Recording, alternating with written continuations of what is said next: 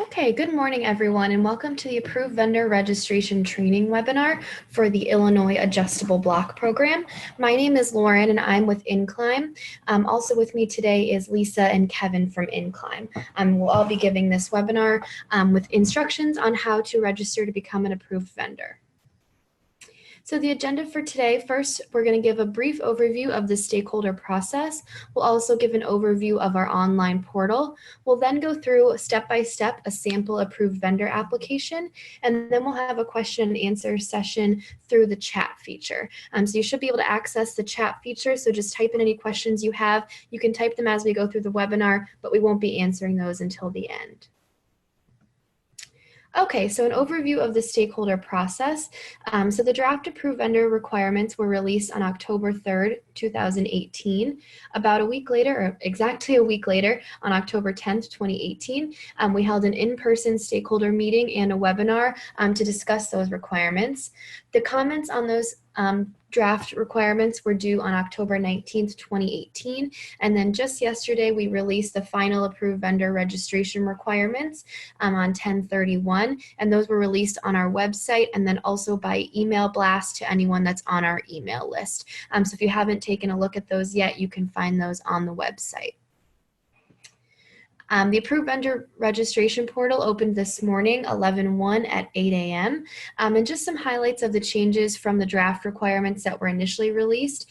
So only representative marketing material for each channel needs to be uploaded with the initial application. The draft requirements had a kind of a more strenuous marketing material requirement, but now we just ask for a sample representative for each channel of marketing that you do. Also, company financials are only required if requested by the program administrator. So initially those were required to be uploaded for all applicants, and now those will only be required if requested. And then third was a clarification of associated entities for disclosure purposes. There were other changes, but those are just the highlights of the major changes that were made. So our online portal, so if you haven't been to our website yet, which I'm sure most of you have, the website's www.illinoisabp.com, and all applications must be submitted online.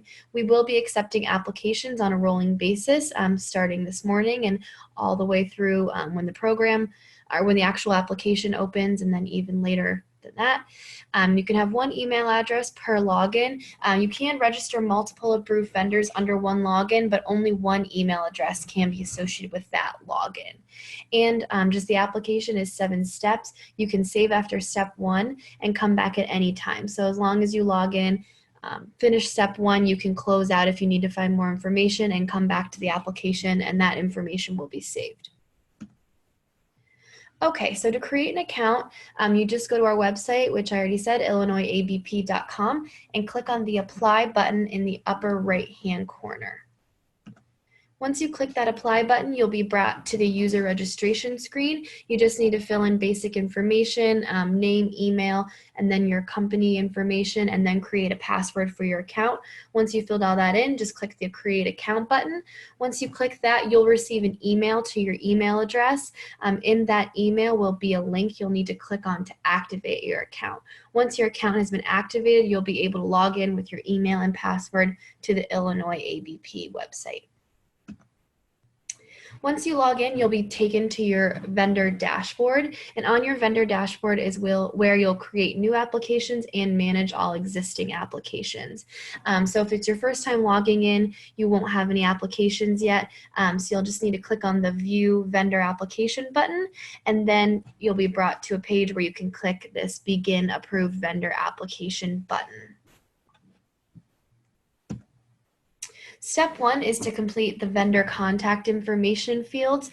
So this is just general information, name of business, address, phone number, and then also you'll need to give us the primary point of contact for your company. And so this is the name, phone number, and email address of the person we can contact with any questions about the approved vendor application. Once you finish that step, you can just click Save and Continue. And like I said, once you've saved step 1, you can exit the application and return at any time, and this information and this application will be saved. Step 2 is to fill in company background. So the first question on this step is just to provide a brief description of the ownership structure of the company, the EIN number, business type, and then a listing of shareholders. You'll need to fill in your home state of registration, any other states where you're registered to do business, date of incorporation, and then just some yes or no questions, and then fill in the website. So pretty basic information on this step. Once you're done, again, you can click save and continue, and you'll move on to step 3, but you can always return to this step if you need to update any information or fill out anything else here. Right at the top of this slide here, we just show vendor contact information and company background. So those will show up as completed once you've hit save and continue. And then you can always click this revisit button to go back to those steps if you need to update any information. But step 3 is the vendor classification and project type step. So you'll just need to fill out some yes or no questions here at the top. So if you're going to be an approved vendor for community solar projects, if you're a single project approved vendor, and if you do select yes for single project approved vendor, this over here will pop up asking for the project location, project type, and project size. You only need to fill that out if you select yes for being a single project approved vendor. You'll also on this step need to disclose if this proposed vendor application is an affiliate of another approved vendor. If you select yes there, you'll have to list those affiliates. And then also on this step is where you'll select if you're either a small business or a minority owned or female owned business, as those specific approved vendors qualify to submit an initial batch size of 50 kilowatts. So if you believe you qualify for that, you can select yes on this step. Step 4 is legal and regulatory information.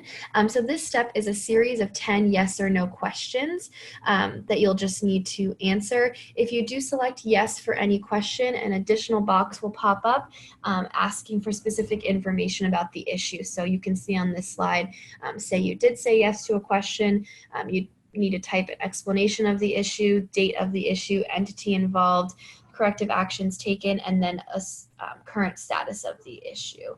And if there's any information that you can't fit in these boxes, you will be able to upload later on in the application more information, so you can do that as well. So there are 10 questions. There wasn't enough room to fit them all on this slide because they're rather long, but if you do want to see the full text of those questions before you answer them, you can refer to the final approved vendor requirements that were posted on the website, and that has the full text of all of these questions you can review before completing this step. Step 5 is the document upload step. So for every applicant, you'll need to upload these first 2 items under document uploads. So the first is a printout of either your PJM GATS or MRETS account ownership confirmation. So that can be an email confirming that you've set up an account, or it can be an actual screenshot of your GATS or MRETS account. So that will need to be uploaded here. And then the other upload that's required for all applicants is the Illinois Secretary of State Statement of Good Standing, and it must be dated within the past 12 months. So those 2 documents are required for all applicants.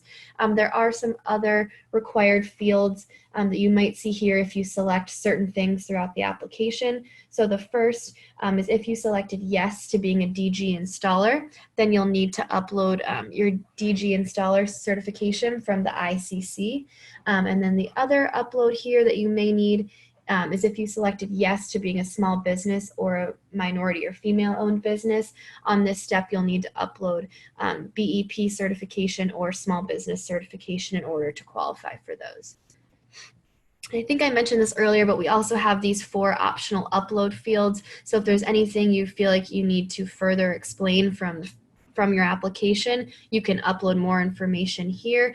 Also, if the program administrator at any point requests additional information from you, this is where we'll upload it to keep it all on the application.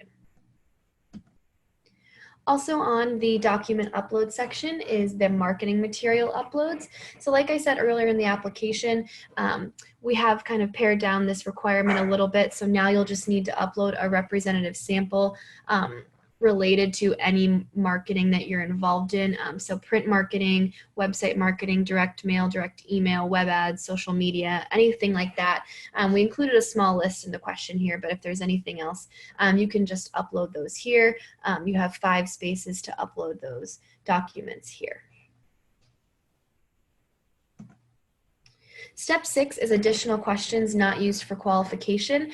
So these questions are all required for you to complete, but none of the answers will be used to determine if you qualify as an approved vendor. The first question on here is just to select the utility service territories in which you seek to operate, also to select the type of approved vendor you are. And for both of these questions here, you can select multiple answers by holding down the control button and selecting multiple. Also indicate here if you plan to participate in Solar for All program, and then just a few other yes or no questions. The last question on here is, do you want to be listed on the public approved vendor list? So if you do select yes to this, an additional pop-up will come up asking you to enter the phone number and email address that you'd like listed on the public facing site, and that list will be posted for any customer to look at to select an approved vendor if they don't have one. So select yes if you'd like to be featured on that list for people to contact if they're looking for an approved vendor. Once you're done with this step, again, just click Save and Continue. And that'll take you to the last step of the application, which is the attestation. So please read through this attestation. The full text of this is also again in the final approved vendor requirements, so you can look at it there if you want to read it through before doing the application. But once you've read all this through and you attest the statements are correct, you can just type in your name in the electronic signature box here and then click Submit Application, and then you are done. Once you're done with the application, you'll be brought back to the vendor dashboard. And like I said before, on this vendor dashboard, you can view the status of all of your approved vendor applications.